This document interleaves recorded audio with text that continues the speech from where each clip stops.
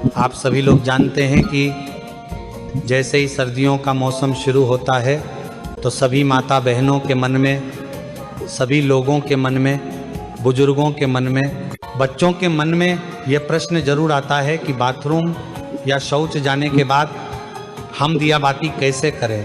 क्योंकि कई सारी माताएं बहनें रोज़ सुबह शाम अपने घर में दिया और बाती करती है। कभी कभार बुजुर्ग भी दिया बाती करते हैं और कभी कभार बच्चे भी करते हैं। महाराज, ये प्रश्न विशेष रूप से सभी लोगों के मन में सर्दियों के मौसम में ही आता है, क्योंकि सर्दियों के मौसम में पानी बहुत ठंडा होता है। बार बार हाथ पैर गीला करना किसी को भी पसंद नहीं होता, या बहुत सारे लोग हाथ पैर में स्वेटर वगैरह, मोजे वगैरह पहने होते हैं तो बार बार हाथ पैर धोने में बहुत परेशानी होती है।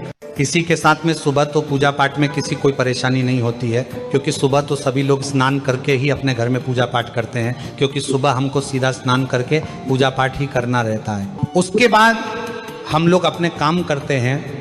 पर प्रश्न आता है शाम के समय में, क्योंकि शाम होने तक सभी लोग अपने कामों में व्यस्त रहते हैं और पूरे दिन भर में आप लोग बाथरूम कई बार जाते होंगे और कुछ लोग पूरे दिन भर में कभी कभार शौच भी चले जाते होंगे। तो आपके मन में यह प्रश्न जरूर उठता होगा, क्या हम लोग अगर पूरे दिन में कभी भी बाथरूम या शौच चले गए हैं तो क्या उसके बाद हम लोग शाम के समय में घर की दिया बाती कर सकते हैं? क्या उस समय पर हम लोगों को स्नान करना होगा या हाथ पैर में धोकर भी काम चल जाएगा?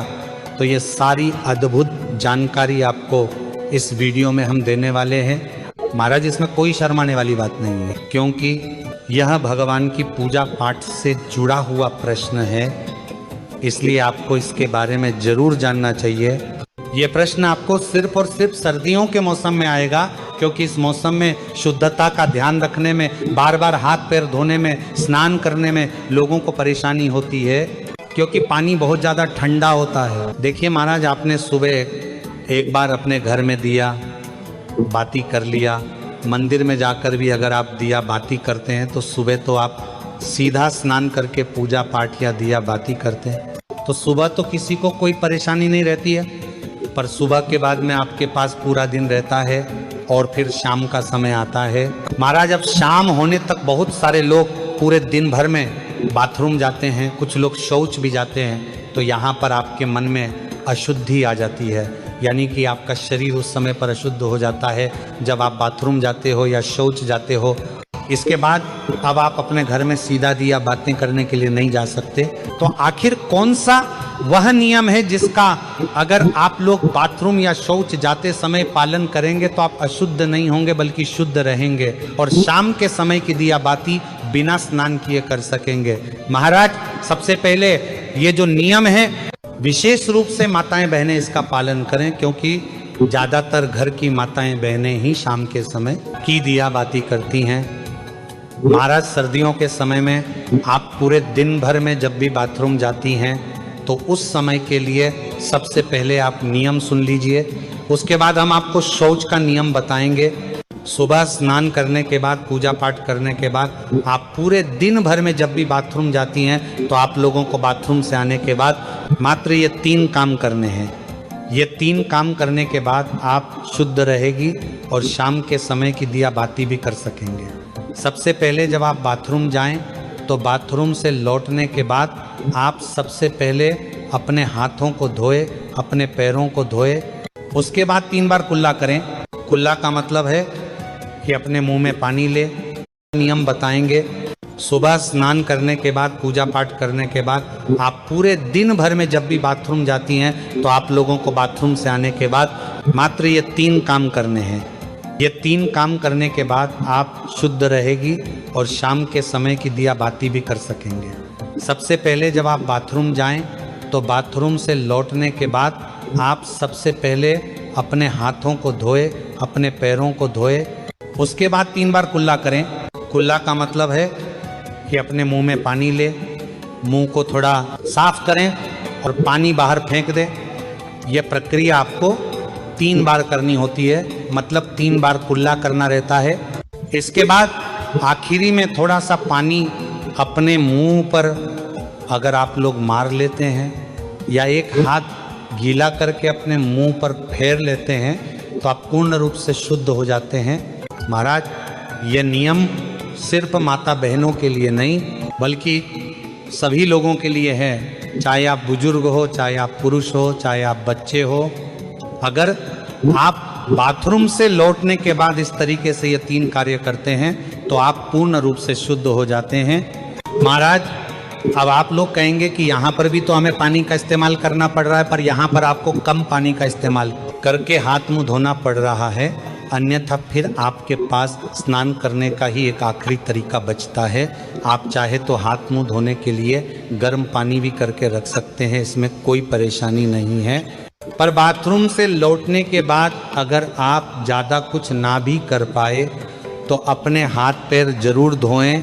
महाराज अब कुछ माताएं बहनें या कुछ लोग ऐसे हैं जो सुबह अपने घर से बाहर ऑफिस ड्यूटी अपने काम पर जाते हैं, तो उनके मन में यह प्रश्न जरूर आएगा कि हम लोग बाहर रहकर इस नियम का पालन कैसे करें। तो महाराज अगर आप लोग बाहर काम करने जाते हैं, ऑफिस या ड्यूटी जाते हैं, तो उस जगह पर आप इस नियम का पालन नहीं कर पाएंगे, क्योंकि उस समय पर आप पैरों में मोजे और जूते पहने होंगे या वहाँ पर आपको वैसा स्थान ना मिले कि आप अपने हाथ मुंह धो सके।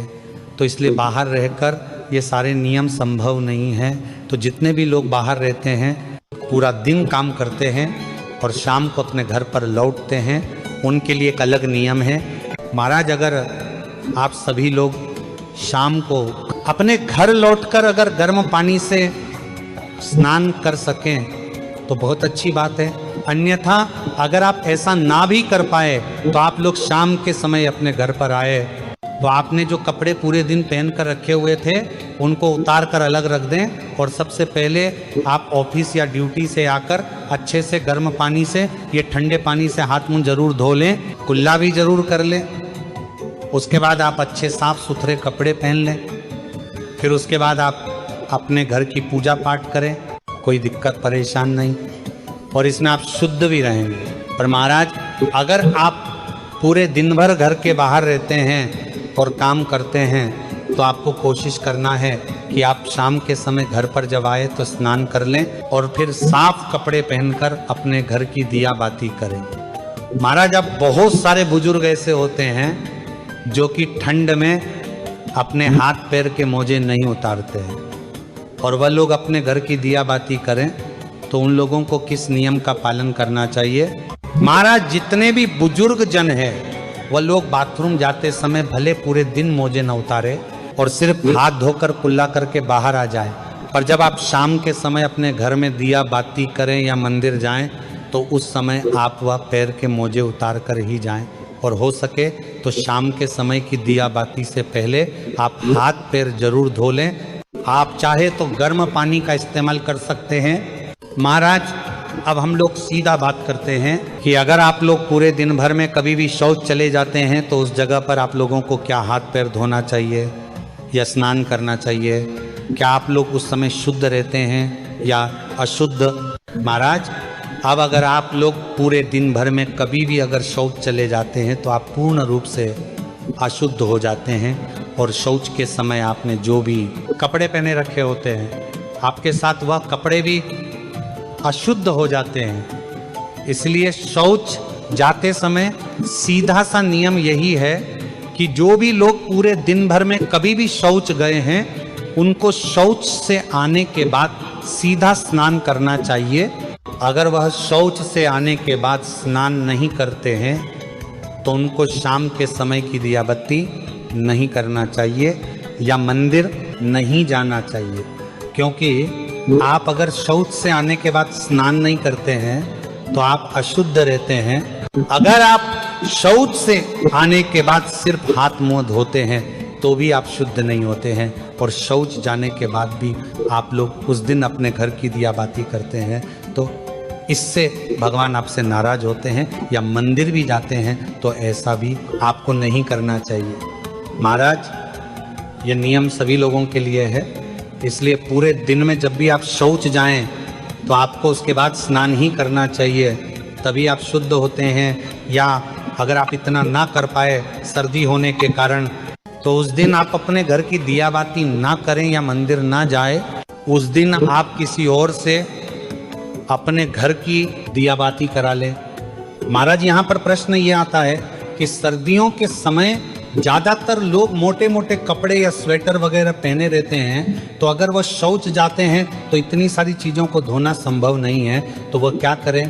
तो महाराज उस समय पर आप जब शौच जा रहे हो तो उतने ही कपड़े पहन कर जाएं जितने को आप बाद में धो सके, बाकी के कपड़े उतार कर बाहर रख जाएं और शौच से लौटकर आप खुद स्नान करें, उन कपड़ों को भी धोए जिन्हें आप पहन कर गए थे।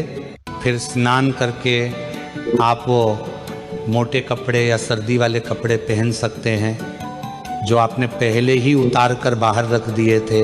महाराज इस तरीके से आप लोग सर्दियों के समय बाथरूम या शौच जाते समय शाम के समय की दिया बाती कर सकते हैं। महाराज वैसे हमने आपको अपनी तरफ से जो भी प्रश्न थे बाथरूम या शौच जाते समय और दिया बाती से जुड़े हुए वो हमने आपको बता दिए हैं। बाकी अभी भी अगर आपके मन में कोई प्रश्न है तो वह आप हमसे कमेंट करके पूछ सकते हैं। और आप हमारी ये वीडियो कहाँ से देख रहे हैं और क्या आप लोगों के यहाँ भी कितनी ठंड पड़ रही है वो भी हमें कमेंट में ज़रूर बताएं। श्री शिवाय नमस्तुभ्यं।